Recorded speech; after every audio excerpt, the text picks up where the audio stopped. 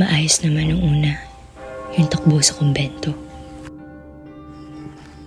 Nag-iba na lang ng sinumpa ito ng unang matring namumuno rito. Kung saan nagsunod-sunod ang kamalasan, ang patayan, at ang pagtukla sa sumpang pinagmulan. Nang dahil sa isang relasyon, nasira ang imahe ng kumbento. Bawat isa na nasa loob, mamamatay. Pero, saan nga ba nagsimula ang lahat?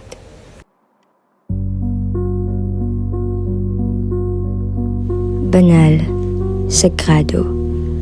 Bata ako noon nang bumisita ang mga deboto sa bahay. Nagdadasal, mga banal. Nakukuryoso ako at doon namusbong ang pagkakaroon ko ng interes sa kung ano man ang takbo ng simbahan.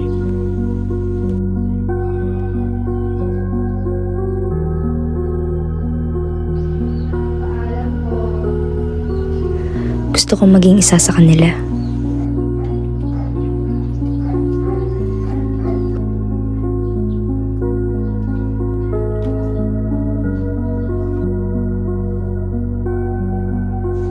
Pero sa kasamaang palad ay ayaw ng ate ko. Bata ako noon nang malaman kong namatay ang nanay namin ng dahil lang sa naging madre siya ng isang kumbento. Hindi lang namatay, nagpakamatay. Walang nakakaalam ng punot dulo, pero may iniwan siya sa akin. Belo, litrato, at sulatim. Dahil sa bawal, lihim na lang ang kwento sa kung paano namatay ang nanay ko. Akala ko nga, hindi na ako magkakaroon ng kasagutan. Gusto ko ng sukuan, pero isang araw, Carmela, wala nang ate mo. Nawalan ako ng kasama.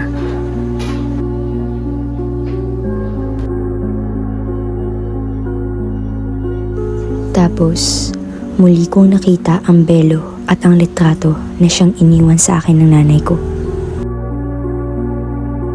Ito ang mga gamit na kahit kailan, na kahit minsan, hindi ko ginalaw. Dahil, ano nga ba ang kwento?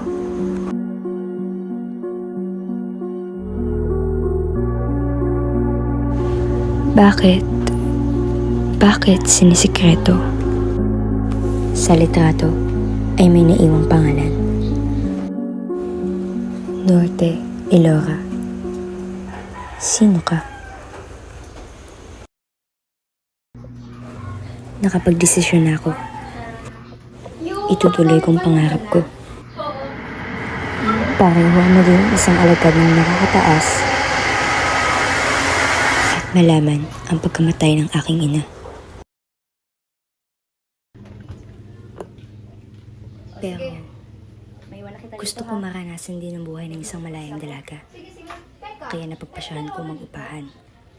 At dito, nakilala ko si RC, si Primo, si Samuel, Nugart, at Robert. Kailangan na pala. Tanungin mo lang si Primo. O kung sino ba yung makikita mo dito sa loob. Okay? Okay. O siya. May iwan na kita. Nagilip pa ako. Bye-bye! Thank you! Yan. At simula nun, Kung dito, nagbago ang takbo ng buhay ko bago ako pumasok sa kumbento. Nice one, Carmela. Make yourself...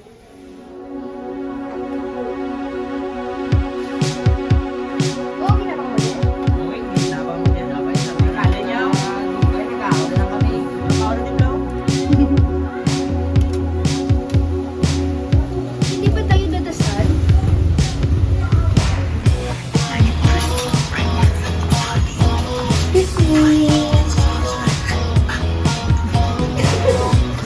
No, siya doon.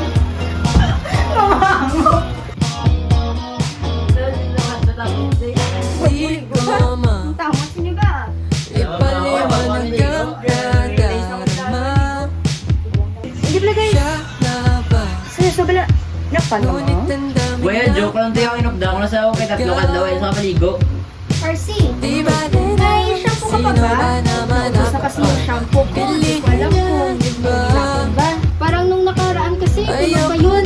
Pero ngayon, baka naiwan ko kasi nakabukas ba? Kaya eto, maghihingi na lang ako kung meron. Hindi ko kasi umalis.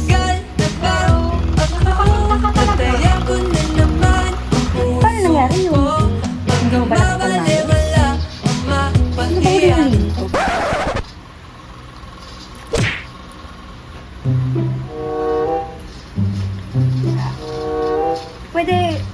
Pwede ka na mauna dun. Sa kwarto mo? Oo, kunin mo yung shampoo. Sige, sige. Ah, Thank you. Kasi may kakausapin ako no? May kakausapin ako. Mabilis lang to. Oo. Sige mo. Straight to the left. Bye-bye. Abo, gre, haligo. Abo, haligo. Abo. Ikaw, hindi ka. Palak sa'yo! Wala na naman! Nang makasama hanggang pagtanda. Kahit dito ano rin naman siya kahit kilala. Di ba ganun? Sino ba naman ako para piliin niya, di ba? Ayoko na ipilit ang sarili sa Sige, sige. di ako kilala. Pwede? Sleepy bird, kido. May lang na. Iyan na lang. Sige, sobra. Alam mo yan eh? Yan eh? Okay na na. Okay ka lang? Daan din? Salamat. Bahala na, bahala na.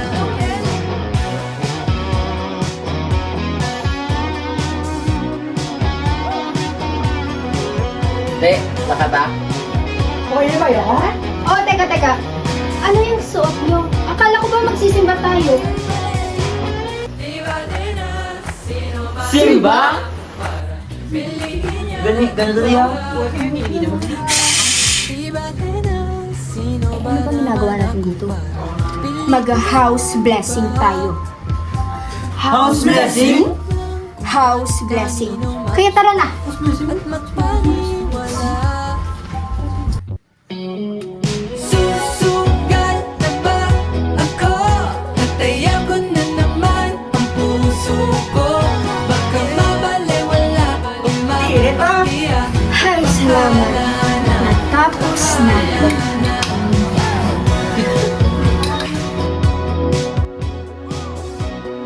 Alam kong magbabago ang buhay ko kapag umalis ako sa poder nila. Pero may mga bagay talaga na kailangan nating tanggapin. At malaman. Kahit hindi natin gustuhin. Salamat pala ha. Wala lang yun. Ano ka pa? Ang swerte mo, nag-iisang babae, tapos mga kasama mo, mga tarantado. Dapat nga, 5 kami. Ano nangyari? Namatay yung isa. Namatay? Oo. Si Mitch. Nagmadre rin. Ayun. Nagmadre. Pinigilan ako ng tatay niya na huwag daw ipagmadre si Mitch. Pero dahil gusto niya, ayun. Hindi ko pinigilan. Kinabukasan, away kami. Ilang linggo pagkatapos noon, nabalitaan ko kay Primo. Nagbigti si Mitch sa kumbento. Pagkatapos nun, nagdalawang isip din naman ako kung tutuloy ako o hindi. Sa Pero, casa. kailangan kong malaman kung ano nga ba ang dahilan ng pagkamatay ni Mama. Oo. Bakit ako pinagbabawalan? Wala ako ng tubig. Bakit ayaw nilang paniwalaan? May ano doon? Sino ba yung naroon?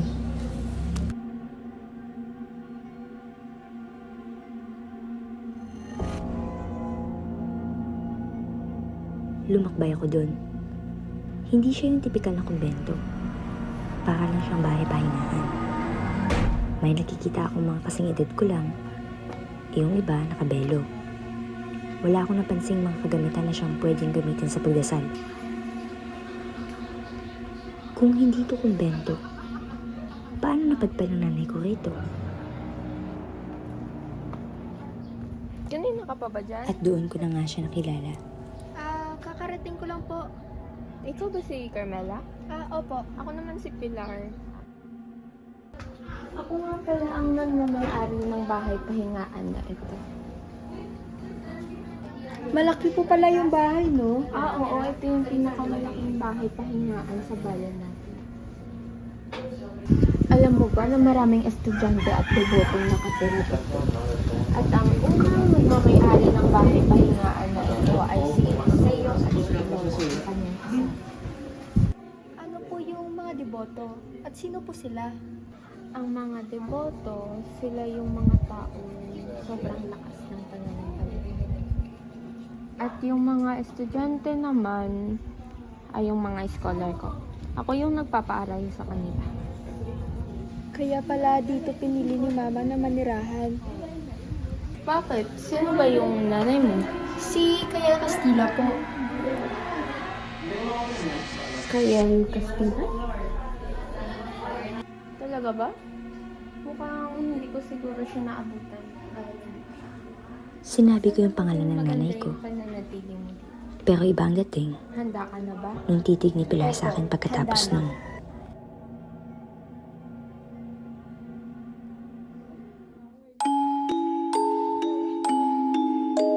mabait si Pilar. Tinuring niya akong iba habang nasa loob ako ng bahay pahingaan niya.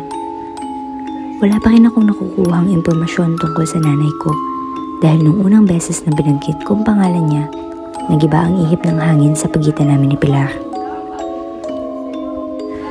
Ipinamana niya rin sa akin ang belo ng asawa ng unang nagmamay-ari ng bahay pahingaan na si Eliseo. Masaya sa loob.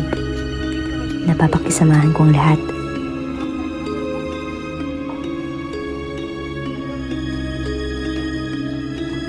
Naisusulat ko yon sa bawat pahina ng sulatin ko. Sa kung paano o kung gaano kaganda ang nangyari sa buhay ko nang pumasok ako sa bahay pahingaan.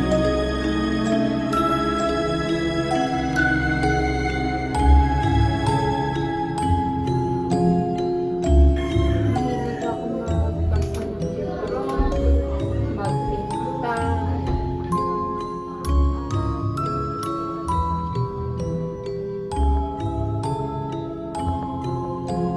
Kailan ka pa nahilig sa sulat, Tim? Sulatim? Oh, sa'yo to? Kung kailangan mo yun. Hindi lahat ng nandito sa bahay ay pwedeng pakialaman mo. Nakita ko lang naman eh. Hindi lahat ng nakikita mo dito ay kailangan ng hawakan. Bakit? Respeto. Isang bagay na sana alam din ng nanay. Kailan mo pa nakilala yung nanay ko? Kala ko ba di mo siya naaalala? Hindi sa lahat ng oras dapat alam mo lahat ng sikreto. Ayoko na sanang abalahin pa ang nangyari sa nanay ko. Gusto ko nilang nito. Pangarap ko to eh. Tahimik, malayo sa mga bawal. Pero kilala ni Pilar. Kilala ni Pilar ang nanay ko. Mas lalo akong nabagabag sa kung ano talaga ang meron sa bahay na to. Mas lalo kong nakilala si Pilar. Ang Pilar na malayo sa inakala ko sa umpisa. Mapanakit. Hindi siya ng galit. Tila ba'y may bahid ng paghihiganti. Matagal na palang nangyayari to. Iba ang enerhiya niya. Sobrang negatibo. Lahat kami, inaabuso niya. Ang sabi ko, kung anong gusto ko, susundin mo! Kaya sa susunod, makinig ka! Ayoko na mahuhulit to, ha?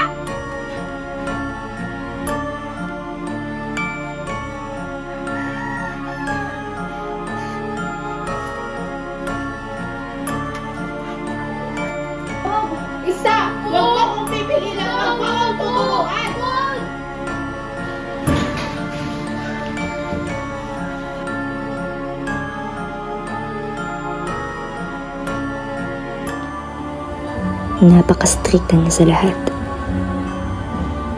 Hanggang umabot niya sa punto na ako na mismo ang nakakita sa kanya. Hindi mawala sa isip ko yung pangyayaring yun. Lalo na nung nililinis namin ang bawat bahid ng dugo ng bangkay. Parang iba na talaga to, Carmela. Yung iba, dahil sa sobrang hindi na kinakaya, sila na mismo ang nagtatapos ng kanilang sariling buhay.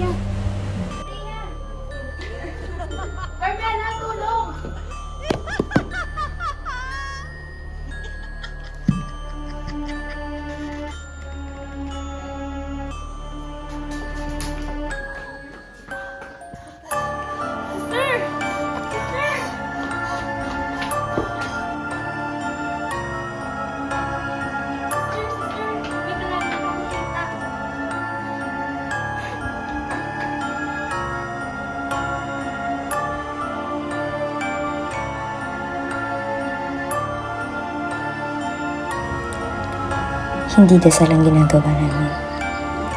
Tila isang paalala o ritual para maalala ang isang taong hindi ko pa nakita pero alam ko kung sino. Si Norte Elora. Si Elora pala ang asawa ng may-ari ng bahay na ito noon na si Eliseo.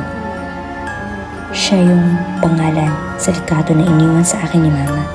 Lahat para kay Pero bakit? Bakit nasa akin siya?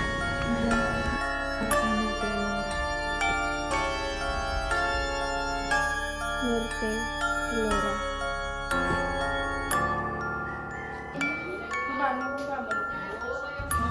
Akala ko nga, kapag ipinagdasal namin siya, tatantanan niya kami.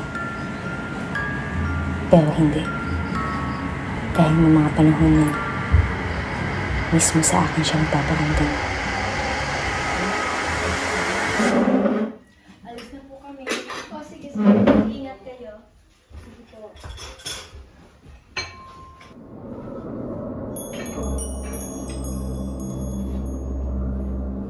Hi, Carmen. Kukunin ka lang muna ako. Babalik na ako. O, sige. Kaya ka na to.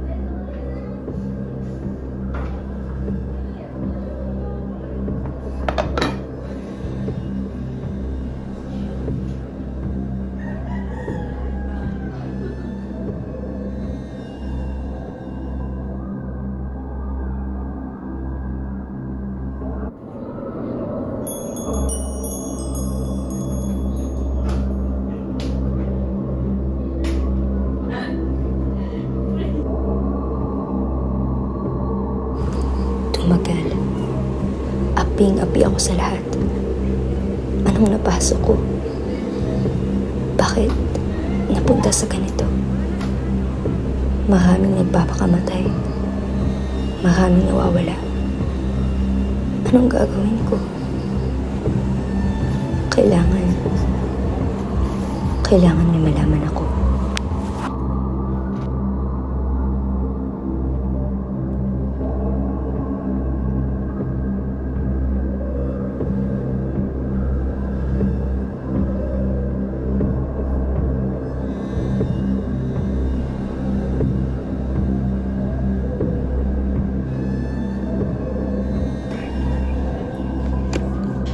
Carmela.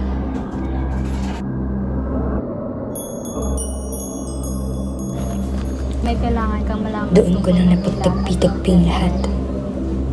Sa kung sino si Norte, sino si Pilar, sino si Eliseo, sino at saan ang nanay ko, at kung sino ako. Malaya namang nagmamahalan sina Elora at Eliseo sa kanilang bahay pahingaan bilang mag-asawa, kung saan pinatayo nila ng libre para sa mga estudyante at mga madre na kasing tatag ng mga panalangin nila.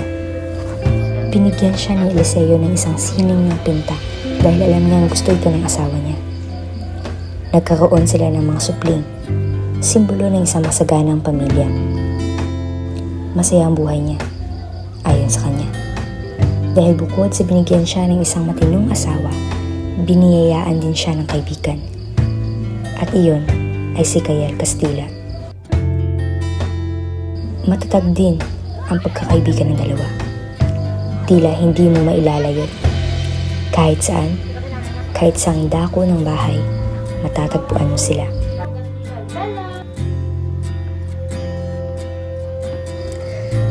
Nanatiling nagtitiwala si Elora sa kanyang kaibigan. Pero hindi na nga napigilan ang mga kutob na siyang naging hudyat ng kanilang pagkasira.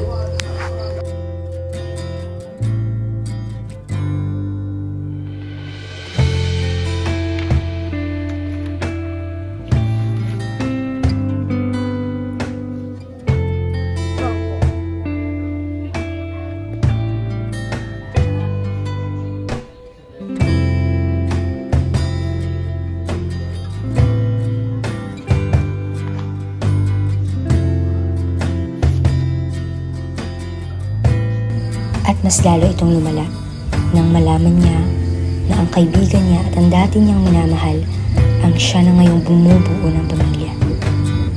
Habang sa kanya, nawawasak. Lahat ng nabasag, siya na lang ang pumupulot. Pero hindi pa rin natatapos ang lahat. Akala ni Kael, siya at ang anak niya na ang pipiliin ni Eliseo. Pero bumabaling pa rin ang atensyon ng lalaki sa nauna nitong asawa.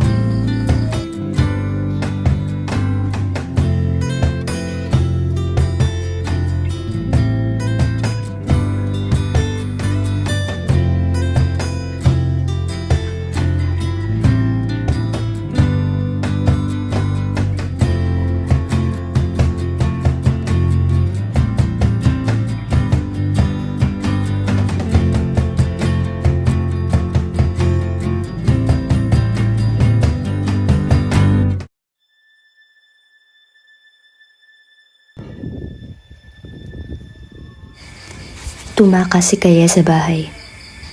Nawala sa sarili si Elora pagkatapos ng lahat. Hindi niya makilala ang sarili niya. Hindi niya alam ang mga kinikilos niya.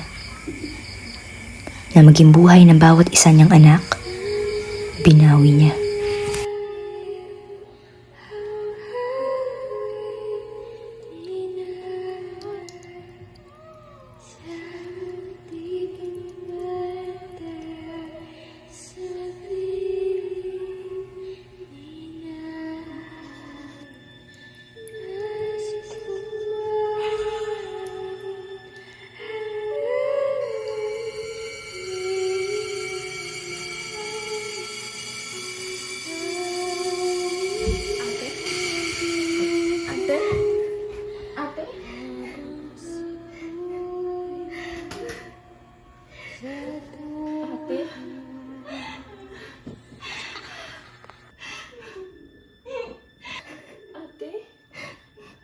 Ate, bakit ang anak mo?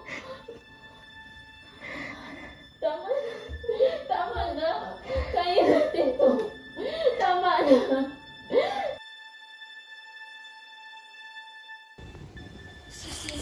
Matapos nun, sinumpa ni Elora ang bahay.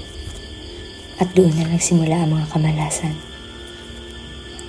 Nang malaman ko yun, tumakbo ako para hanapin si Pilari dahil nasa akin ang sulatin ni Elora. Nabasa ko. Alam ko na.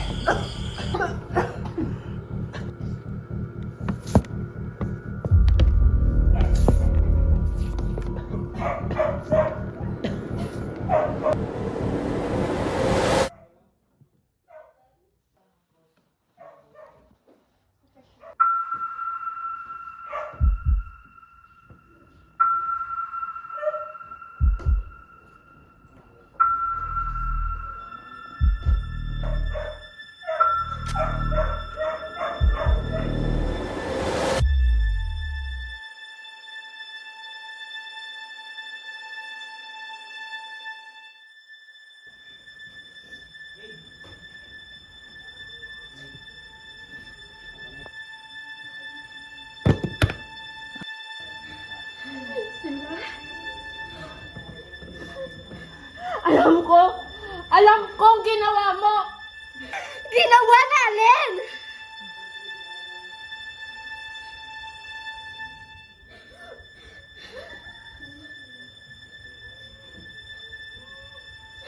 Gumising ka, Pilar!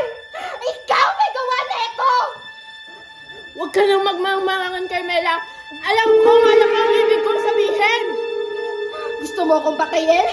Sige! Ituloy mo, Pilar! Ituloy mo! Ngayon, lumabas yung tapang mo. Nakilala mo ba ako? Alam mo ba na matagal kong hinintay ang araw na mapatay kita? Dahil isa kang sumpa! Isa kang sumpa, Carmela! Dahil? Dahil ba? Ako ang dahilan bakit nagpakamatay si Laura? Dahil ako ang punot dulo ng pagpakamatay niya?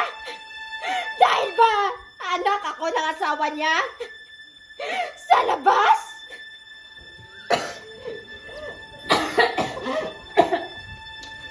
Hindi magbabago! Hindi magbabago na anak ko nila sa'yo sa labas, Carmela! Bumalik ako, Pilar. Dahil yung Eliseo na yan, siya ang dahilan bakit namatay yung nanay ko! Kung iniisip mo ang anak lang ng kapatid mo na si Norte Elora ang nawala ng pamilya, isipin mo ako! Isipin mo ako! Kahit kailan, hindi niya nagawang makilala ako. Mas pinili niya unahin ng iba kahit anak niya rin ako.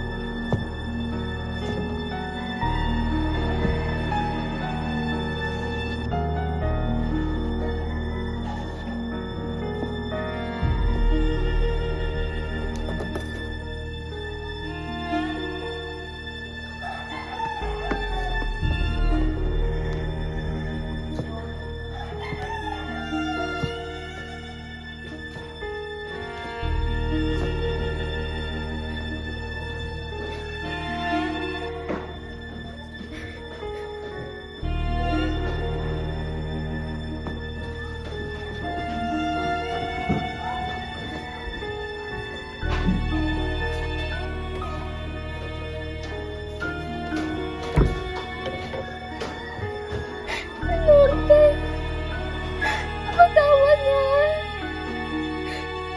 Pasensya.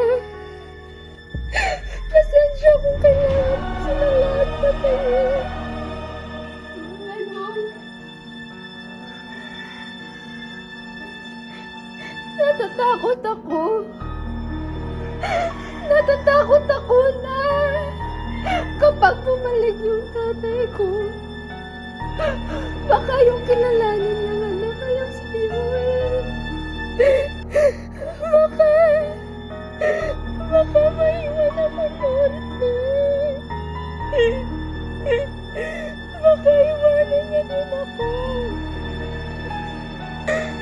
Naiinis ako na nung iniwan niya kayo. Tapos pinili niya kami. Una, bigla siyang bumalik sa'yo eh. Sa inyo ng mga anak niyo. Dahil ano anak niya ako sa kabit. Kaya patawad kung ginawa ko to para sa amin ng nanay ko. Nakakatakot na maging pangalawa. Kaya Norte, patawarin mo ako sapagkat nagkasala ako.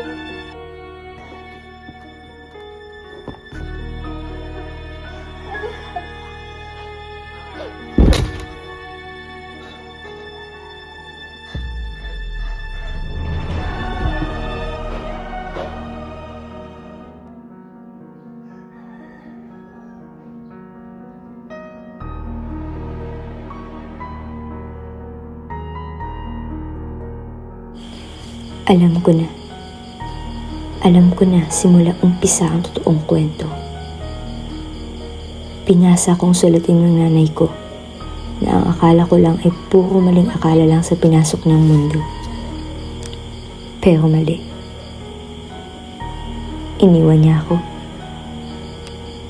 Iniwan niya ako sa na hindi na namin kapamilya. Iniwan niya sa akin ang mga gamit na marka ng bawat kasamaan na pareho naming kinaharap. Dinala niya ang paboritong pinta ni Elora dahil sa inggit. Dahil kahit mawala kami sa mata ng totoo kong tatay, hindi niya na kailanman maalala si Elora. Pinlano kong lahat. Alam ko na akong sumpa. Alam kong lalala ang lahat kapag pumasok ako sa loob. Makinig kayo. Dahil alam ni Pilar na ako ang sentro ng galit ni Elora. Lason to para sa daga. Huwag niyo tong gagamitin, ha? Ano pang hinihintay niyo? Gawin niyo na yung mga trabaho niyo.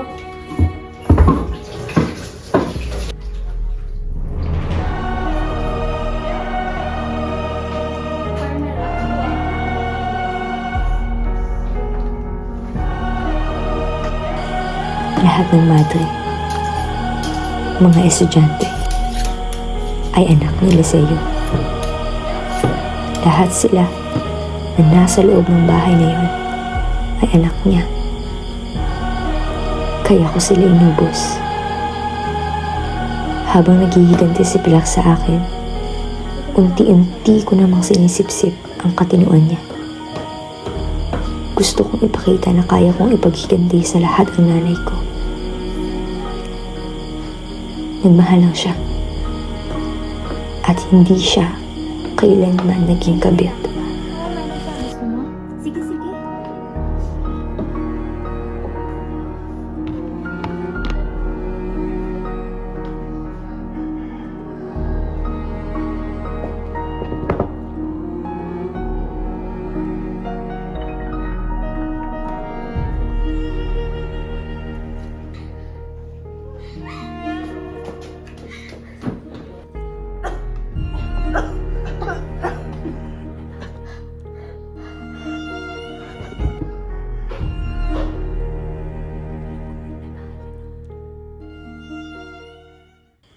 Ako nga pala si Mitch. Ako yung sinasabing tropa ni RC. Pero ang totoo niyan, kambal niya ako. At anak din kami ni Eliseo. Pero tanging si Primo lang nakakaalam nun. Ilang buwan matapos ang insidente, binisita ko ang bahay. Kung saan, inabusado din ako. Dahil galit si Pilar sa bawat anak ni Eliseo. Mas makamandag nga lang ang galit niya sa isang anak ni Eliseo dahil nagmula pa ito sa kaibigan ni Norte. Mitch, tara na. Alis na tayo. At iyon ay si Carmela. Binasa ko ang sulatin ni Carmela. At oo, siyang sumpa. Iyon ang lihim. Isa na ako maninimulat ng mga pahayagan. Ngayon, kaya ako pumunta rito para kumuha ng mga impormasyon. Dahil sa wakas, tahimik na.